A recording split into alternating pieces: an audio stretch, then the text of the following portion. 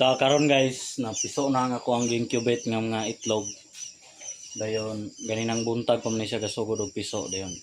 Karon medyo piskay naman ang piso, so ako nang habuaon.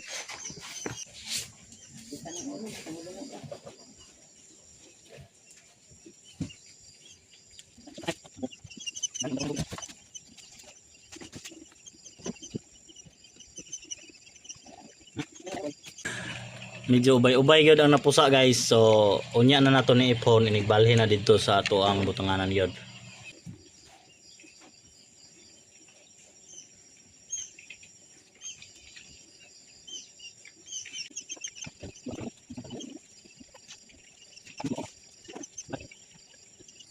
So wala man ko brooder cage guys, so ang ako ang butangan karon temporary shelter nila kaning karton nga dako.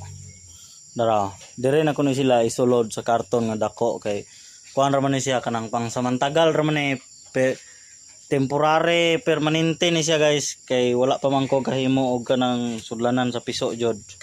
So dire lang sana ko ni siya ibutang. So karon guys, akong ipon og pila jud kabuok ang napiso sa ako ang ugo. Kay ang ako ang gilunod sa incubator 180 ka itlog. Dayon medyo ubay-ubay man pud ning napiso. Taman dari sa balde.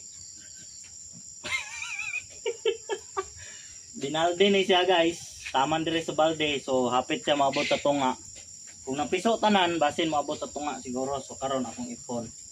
Steady lang mo diya.